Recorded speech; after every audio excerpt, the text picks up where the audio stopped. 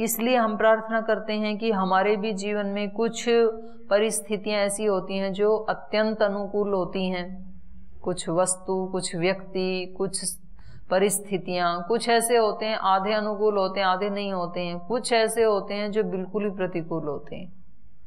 तो हम फिर ईश्वर से शक्ति मांगते हैं, सहोसी सहो मही देई। तीनों के साथ व्यवहार करते समय मेरा अंतःकरण की जो स्थिति है वो डावाडोल ना हो, ऊपर नीचे ना हो, समता में बना रहूं, ऐसी शक्ति मुझ में नहीं है। मैं तो डामाडोल हो जाता हूं जब जब भी ऐसी स्थिति आती है मेरे सामने। तो क्या करना है, आप मुझे शक्ति दीजिए। और फिर जब वो शक्ति देता है तो उसको फिर पहचान करके और उसको प्रयोग करना। नहीं तो व्यक्ति क्या करता है, जीवन भर मांगता ही रहता है। ईश्वर कह रहा है कि दे दी, अब उसको प्रयोग तो कर, तो उसको तो दिखती नहीं है। और जैसे जैसे प्रयोग करने लगता है तो फिर उसको और ज्यादा मिलती जाती है। तो ये बहुत बड़ी शक्ति है ईश्वर की। इसलिए कहा सहमाना नाम दक्षिणा, जो दक्षिण की दीवार है इस कोश की, वो क्या है, सहमाना, सहनशीलता, तप। राज्य नाम प्रतीचि, और दक्षिणा के बाद आ गई प्रतीचि दिशा। प्रतीचि का मतलब है पश्चिम। तो पश्चिम दिशा की जो दीवार है वो क्या है, राज्य। राज्य मतलब साम्राज्य, साम्राज्य मतलब पराक्रम, एक शासन करने वाली शक्ति। ईश्वर राजा भी है ना, राजाधिराज, राजाओं का भी राजा। तो राजा में एक शक्ति होती है कि वो सब प्रजाओं के ऊपर कंट्रोल रखता है, शासन करता है। तो ऐसे ही आत्मा में भी एक शासन करने की शक्ति होती है। तो हमारे अंदर जो शासन करने की शक्ति है वो क्या है, इस कोश की प्रतीचि दीवार की जैसे है ये।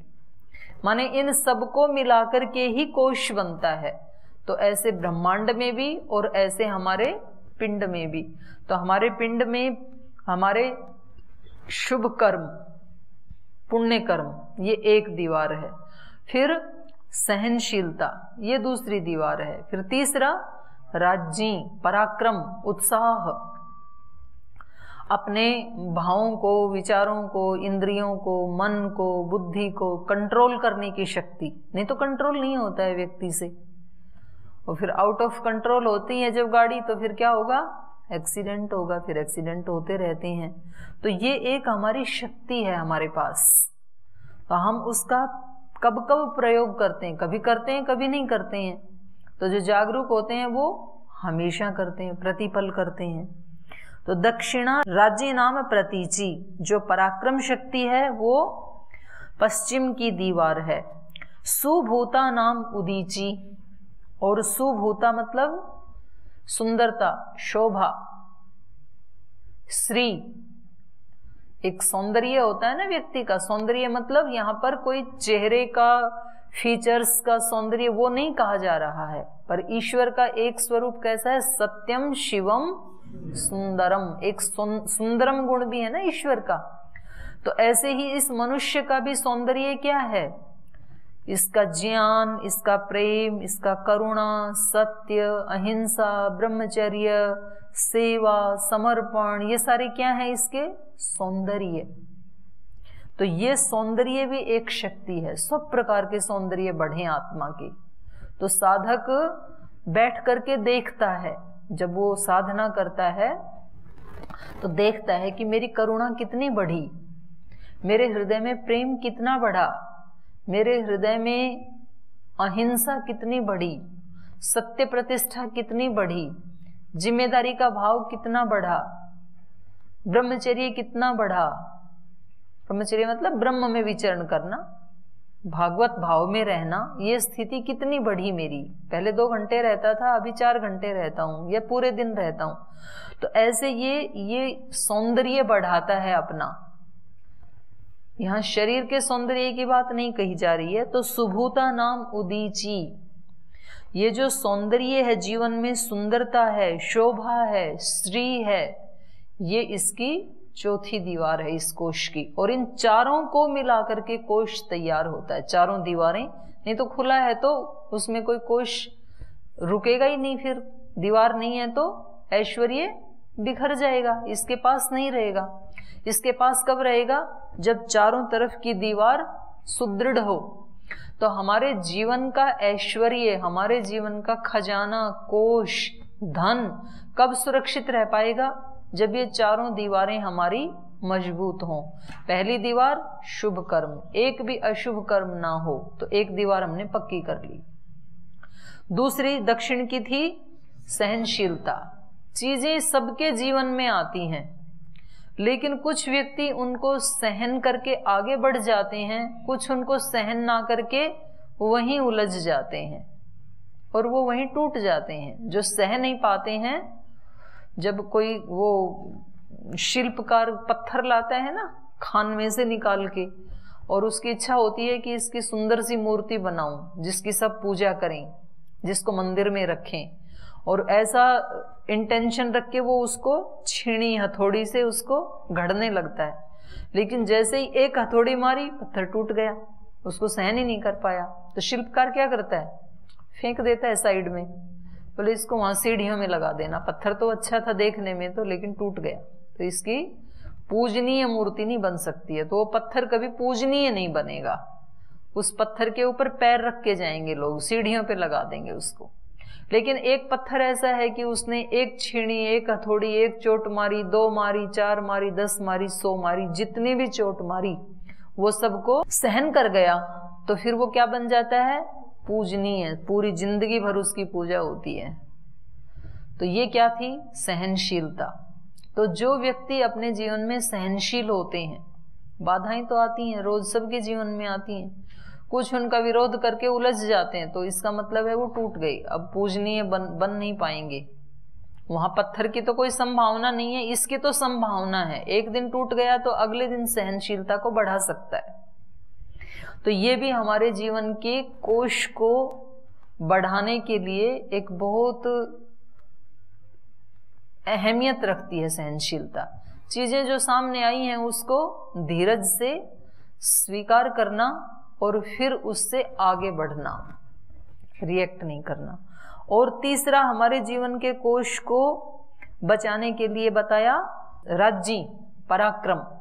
पराक्रम भी नहीं है यदि व्यक्ति के अंदर, तो फिर वो सहनशीलता क्या बन जाती है उसका?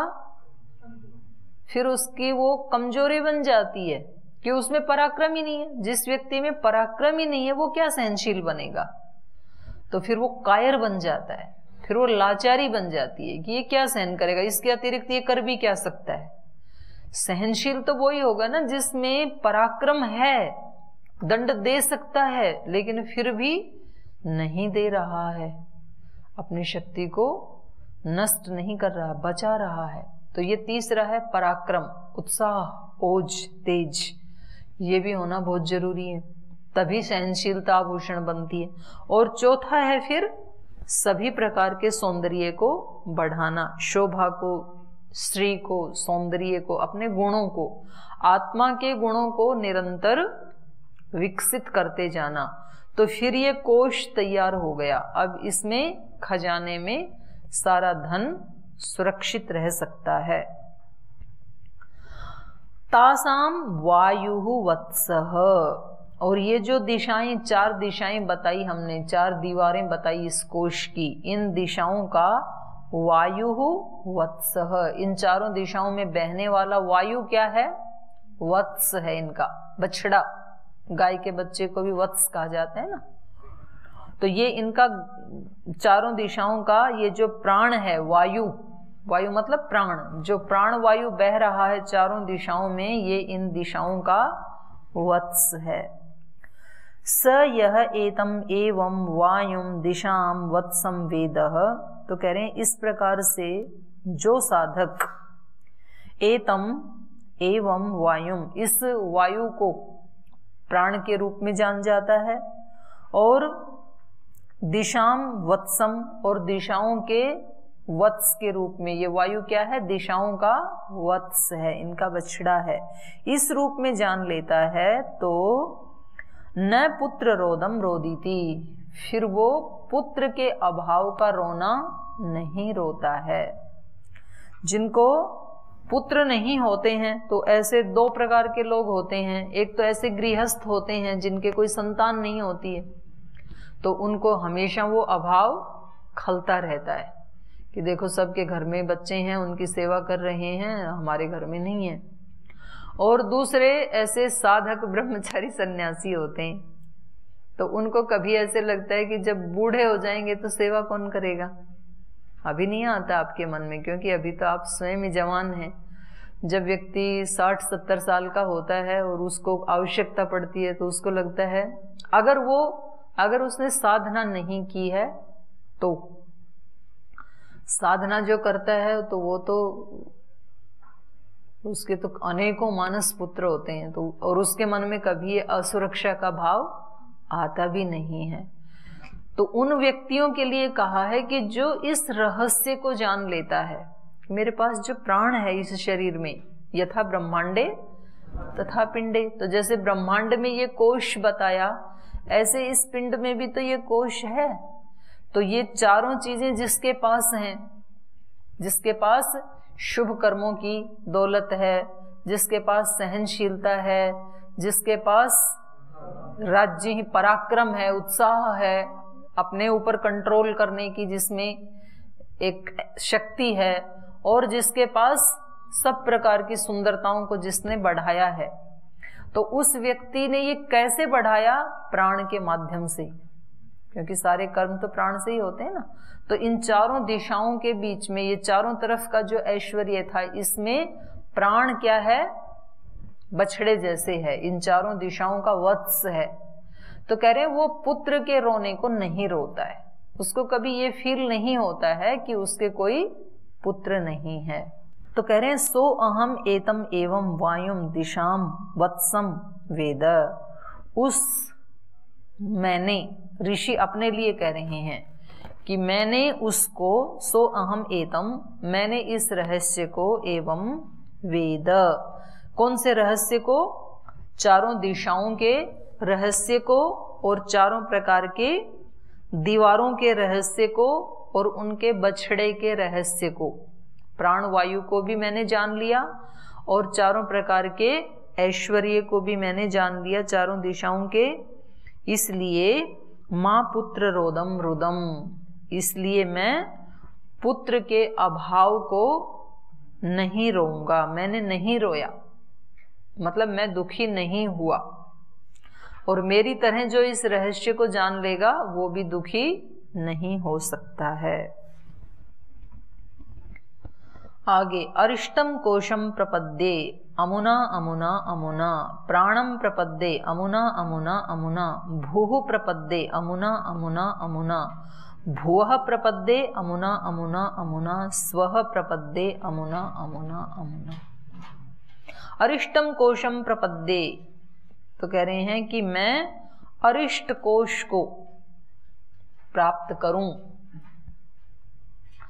ये जो नष्ट न होने वाला, अपघात से रहित कोश है, जिसका नाश नहीं होता है, इस कोश को, मतलब इस प्राण को, कोश के अंदर रहने वाला बछड़ा क्या है? प्राण। तो यहाँ प्राण की महिमा गाई जा रही है कि प्राण से ही तो सब प्राप्त किया जाता है। तो इस अपघात को प्राप्त न होने वाले कोश को, अरिष्टम कोशम प्रपद्ये, मैं प्राप्त करूं। किसके द्वारा? अमुना अमुना अमुना, जो भी साधन है उसके, इस साधन से, उस साधन से, उस साधन से, तो 3 बार कहा, माने सब प्रकार के साधन से मैं उस कोश को प्राप्त करूं। ये जो कोश बताया और जिसकी 4 दीवारें बताई, तो वो अलग अलग उपायों से प्राप्त होंगे ना। शुभ कर्म अलग उपाय से पुण्य कर्म बनेंगे, सहनशीलता के अलग उपाय हैं, पराक्रम के अलग उपाय हैं, सब प्रकार के सौंदर्य को बढ़ाने के अलग उपाय हैं। तो कह रहे मैं इन सब को, इस अक्षय कोश को मैं प्राप्त करूं। किसके द्वारा? उन उपायों के द्वारा, जो भिन्न भिन्न उपाय हैं। तो सब प्रकार के उपायों को साधक अपनाता है, सेवा को भी अपनाता है, समर्पण को भी अपनाता है, पुरुषार्थ को भी अपनाता है, प्रार्थना को भी अपनाता है, सब प्रकार के साधनों को अपना करके इस कोश की रक्षा करता है, इस कोश को बढ़ाता है, इसका सृजन करता है। प्राणम प्रपद्ये, मैं उस प्राण को प्राप्त करूं। कैसे? अमुना अमुना अमुना, इस जिस किसी भी उपाय से इस प्राण की रक्षा हो सके वो मैं सब अनुष्ठान करूं। भू प्रपद्ये, मैं भू को प्राप्त करूं। भू क्या है वो अगले मंत्र में बताएंगे। मैं भू को प्राप्त करूं कैसे? जो भी भू को प्राप्त करने के साधन हैं उन सब साधनों से युक्त होकर के भुवः प्रपद्ये, और मैं भुआ को भी प्राप्त करूं। भुआ मतलब दुखनाशक, तो दुखनाशक शक्ति को भी मैं प्राप्त करूं, जो समस्त प्रकार के दुखों का नाश करती है। उस ईश्वरीय शक्ति को, भागवत शक्ति को भी मैं प्राप्त करूं। कैसे प्राप्त करूं? जो जो भी उसके साधन है, जो भी उसके उपाय हैं, उन सब को अपना करके मैं भुआ को प्राप्त करूं। स्वः प्रपद्ये, और सुखकारक जो शक्ति है, जो आंतरिक, बाह्य, मानसिक, आत्मिक, बौद्धिक सब प्रकार के सुख देने वाली ईश्वरीय शक्ति है और मेरी आत्मा की शक्ति है। आत्मनि एव आत्मना तुष्ट है, मेरी आत्मा में ही वो शक्ति है कि मैं अपने सब प्रकार के दुखों को मिटा करके और सब प्रकार के सुखों को प्राप्त कर सकता हूं। तो उस अपनी आत्मा की शक्ति को मैं प्राप्त करूं। कैसे प्राप्त करूं? अमुना अमुना अमुना, उसके जो जो भी साधन है उन सब का अनुष्ठान करके मैं उससे संपन्न हूं। तो इसने, साधक ने प्रार्थना की यहाँ पर कि मैं प्राण शक्ति को प्राप्त करूं, भू शक्ति को प्राप्त करूं, भुव शक्ति को प्राप्त करूं, स्व शक्ति को प्राप्त करूं। और भूर्भुव स्व ये तीन महाव्याहृति हैं, तो इसमें तो तीनों लोक समा गए। जिसने इन तीनों शक्तियों को प्राप्त कर लिया तो तीनों लोकों को प्राप्त कर लिया। जिसने अपने जीवन में, अपने पिंड में इनको पहचान लिया, सृजन शक्ति को पहचान लिया कि जो कुछ भी मेरे जीवन में सृजन होना है तो वो मेरी आत्मा में है, वो शक्ति मैं जो चाहूं वो सृजन कर सकता हूं, इतनी शक्ति मुझ में है, उसको जिसने पहचान लिया। और मेरे दुखों का नाश मैं ही कर सकता हूं, कोई दूसरा कर नहीं सकता है, इस रहस्य को जिसने जान लिया। और मैं अपने आप को सुख स्वयं ही दे सकता हूं। आत्मना आत्मानम उद्धरेत, गीता में आया ना, अपने आप से अपने आप का उत्थान करे ये व्यक्ति, उद्धार करे। तो मैं अपने सब सुखों का स्वयं ही कारण हूं, तो मैं अपने सब सुखों को प्राप्त कराने वाली शक्ति को जान सकूं, उसको प्राप्त कर सकूं।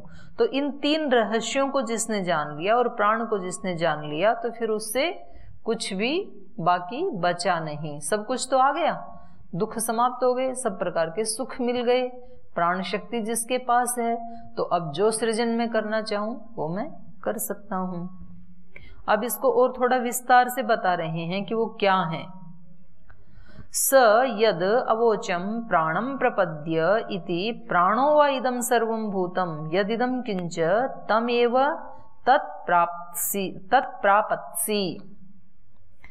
करे स यद अवोचम, जो मैंने कहा था, प्राणम प्रपद्य, मैं प्राण को प्राप्त करूं। तो मैं उससे क्या कहना चाह रहा था? प्राणो वा इदं सर्वं भूतम, कह रहे हैं ये जो कुछ भी, भूत मतलब प्राणी, जितने भी प्राणी हैं वो सब किसके अस्तित्व से जिंदा हैं? प्राण के अस्तित्व से। तो एक तरह से तो प्राण ही उनका आश्रयदाता है। तो जो सारी सृष्टि का, सब प्राणियों का आश्रयदाता प्राण है, उसके बारे में मैं कह रहा था। क्योंकि मैं सारे भूत मात्र को प्राप्त करना चाहता हूं, तो मुझे किसको प्राप्त करना पड़ेगा? पहले प्राण को। स यदवोचम प्राणम प्रपद्येति, जो मैंने कहा था कि मैं उस प्राण को प्राप्त करूं, तो प्राणो वा इदं सर्वं भूतम यदिदं किंच, जो कुछ भी दिखाई दे रहा है वो सब क्या है? प्राण का ही विस्तार है। तम एव तत्प्रापत्सि, तो कह रहे उसको मैं प्राप्त करूं, ये मेरा भाव था जब मैंने कहा था कि प्राण को प्राप्त करूं। जो कुछ भी यहां पर प्राण के द्वारा विस्तृत है, जो भी प्राणी जगत में है, उस सब को मैं प्राप्त करूं, ये था मेरा अभिप्राय प्राण को प्राप्त करने से। प्राण तो एक तो जो प्राण चल रहा है वो तो मुझे प्राप्ति ही है, फिर भी मैंने कामना की कि मैं प्राण को प्राप्त करूं, इसका मतलब जो भी ये पूरा प्राण का विस्तार है उसको मैं प्राप्त करूं, ये मेरा भाव था। अथ यद अवोचम भूः प्रपद्य इति पृथिव्यां प्रपद्ये अंतरिक्षं प्रपद्ये दिवं प्रपद्ये इति एवं तद अवोचम। और कह रहे जो मैंने कहा था कि मैं भू को प्राप्त करूं, भू मतलब सकल सृष्टि का उत्पत्ति करता, और सकल सृष्टि कहां समाई हुई है? तीन लोक में, पृथ्वी लोक, अंतरिक्ष लोक, द्युलोक, तीनों लोकों में तो सारी सृष्टि समाई है। तो कह रहे हैं जब मैंने कहा था कि मैं भू को प्राप्त करूं तो मेरा अभिप्राय क्या था?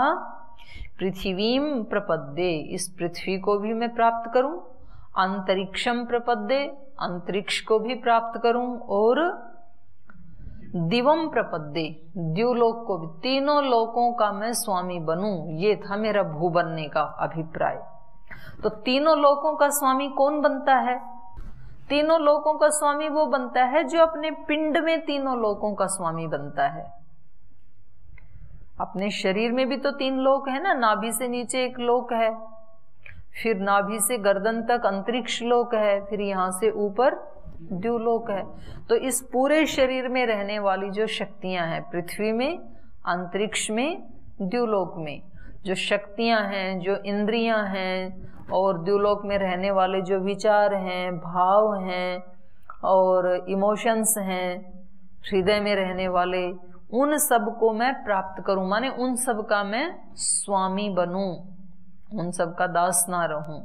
प्राप्त करने का मतलब है स्वामी बनना। तो ये अभिप्राय था मेरा भू को प्राप्त करने का। भू को प्राप्त करना मतलब तीनों लोकों को प्राप्त करना। तो कितनी ऊंची उड़ान है इस साधक की, माने इस ऋषि की, योगी की, सन्यासी की उड़ान कितनी ऊंची है, तीनों लोकों को प्राप्त करूं। हमारी उड़ान कितनी है?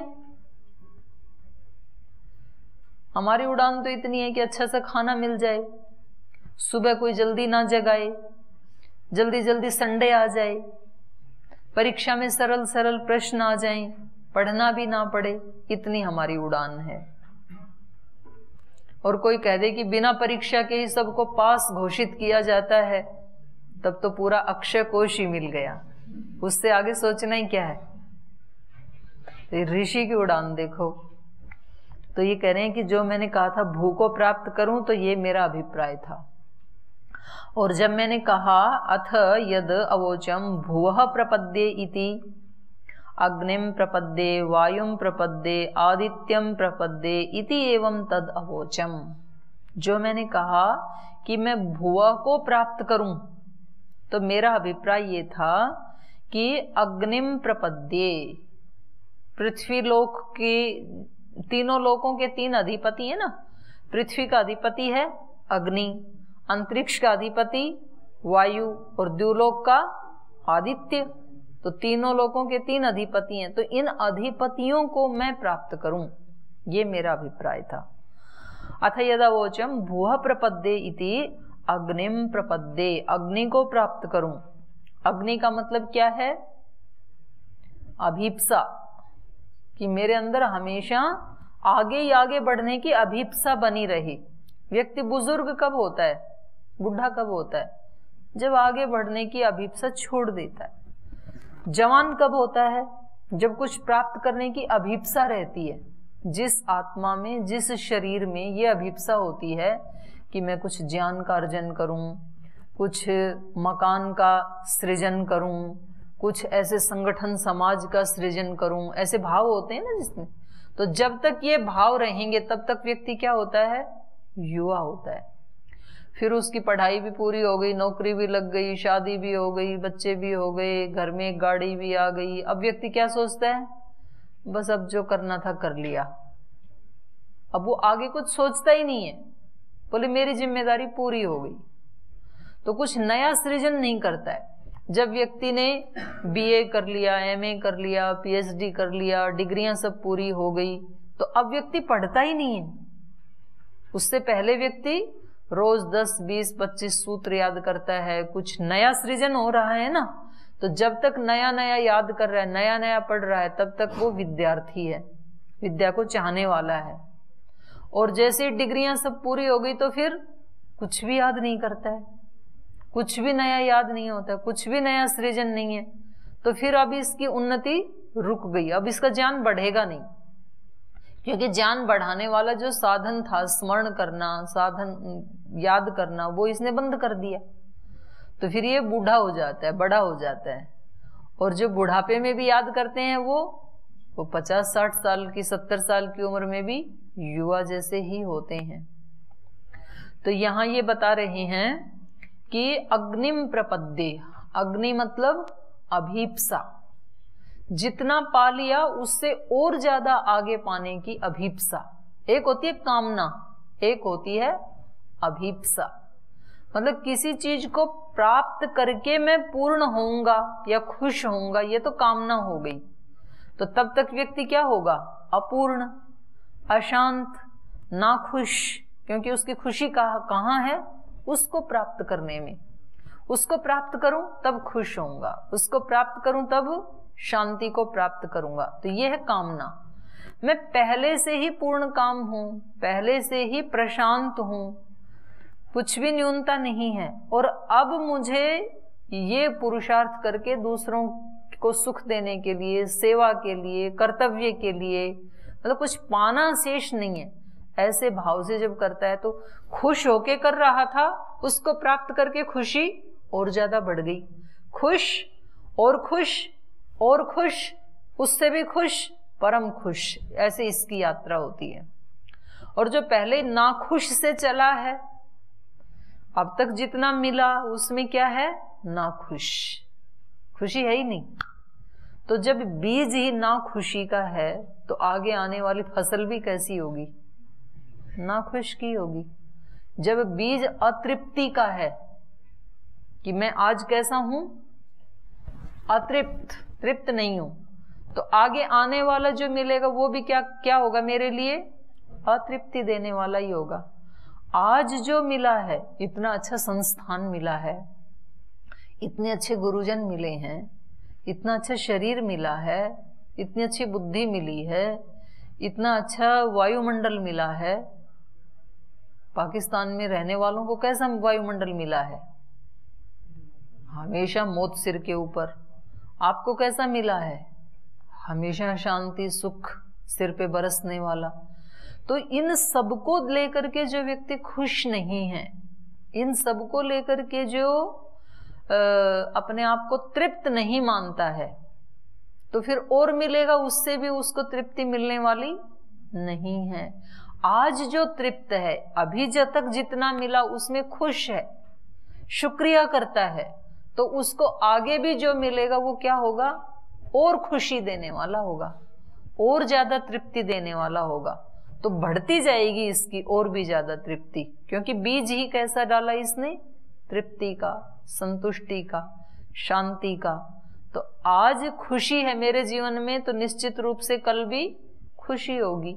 आज यदि खुशी नहीं है तो कल खुशी होगी, इसकी कोई गारंटी नहीं है, क्योंकि कल जो मिलेगा वो आप फिर और आगे पेंडिंग कर देंगे, फिर वो परसों पे टाल देंगे कि आज जो मिला ये तो पर्याप्त नहीं है, और जो आने वाले कल में मिलेगा तब मैं खुश होऊंगा। तो ये ऋषि क्या कह रहा है कि मैं जब कह रहा था कि इन तीनों लोकों को प्राप्त करूं, भुआ को प्राप्त करूं, भुआ मतलब दुख का नाश करने वाली शक्ति। दुख का नाश करने वाली शक्ति क्या है? अभीप्सा, अग्नि। मेरे अंदर अग्नि होनी चाहिए, अभीप्सा होनी चाहिए। अग्निम प्रपद्ये, वायुम प्रपद्ये। वायु मतलब वेग, प्राण। अभीप्सा तो है, शक्ति नहीं है, वेग नहीं है, तो कैसे प्राप्त करेगा? तो उसके साथ साथ मेरे अंदर अभीप्सा भी रहे, और उस अभीप्सा को पूरा करने का वेग भी रहे, प्राण शक्ति भी रहे। और आदित्यम प्रपद्ये। आदित्य क्या करता है? अंधकार का नाश। तो मेरा ज्ञान कैसा हो? सूर्य जैसा। ये पिंड के बारे में कहा जा रहा है, बाहर ब्रह्मांड के बारे में कहा जा रहा है। तो एक ही मंत्र के दो अर्थ हैं। एक ब्रह्मांड परक है, एक अर्थ पिंड परक है। तो मेरा ज्ञान कैसा हो, समस्त अंधकार को नाश करने वाला हो, तभी तो मैं भुआ बनूंगा। दुखों का नाश किससे होगा? ज्ञान से। ऋते ज्ञानान न मुक्ति। यदि ज्ञान नहीं है मेरे पास तो कितना कुछ भी मेरे को दिया जाए, कभी भी मेरे दुख का नाश नहीं होने वाला है, अज्ञान है। तो कह रहे हैं जब मैंने कहा था कि मैं भुवम प्रपद्ये, भुआ को प्राप्त करूं, तो मेरा अभिप्राय था कि इन तीनों शक्तियों को मैं प्राप्त करूं। एक बचा, इसको भी कर देते हैं। अथ यदवोचम स्व प्रपद्येति, और जो मैंने कहा था कि मैं स्व को प्राप्त करूं, तो वहां मेरा अभिप्राय क्या था? ऋग्वेदम प्रपद्ये, यजुर्वेदम प्रपद्ये, सामवेदम प्रपद्ये इति एवं तदवोचम तद अवोचम। तो जब मैंने कहा स्व, सुख देने वाला क्या है, तो सुख देने वाला क्या है? ज्ञान। ज्ञान से सुख होता है ना व्यक्ति को, और ज्ञान सारा कहां समाया हुआ है? त्रैविद्या में। तो मेरा अभिप्राय ये था स्व मतलब सुख देने वाली शक्ति को प्राप्त करूं, सुख देने वाली शक्ति मतलब त्रैविद्या को प्राप्त करूं। तो उसमें मैंने ये कहा था कि ऋग्वेद, यजुर्वेद, सामवेद, तीनों प्रकार की जो त्रैविद्या में ज्ञान है, उस संपूर्ण ज्ञान को मैं प्राप्त करूं। तो ये पूरे ब्रह्मांड में और पूरे पिंड में एक अक्षय कोश की कल्पना करके, और उस कोश को कैसे संभाल के रखना है, ये हमें उपनिषद में बताया। तो कल और इससे आगे पढ़ेंगे फिर हम ब्रह्मचर्य के बारे में। आज पाठ को यहीं विराम देते हैं।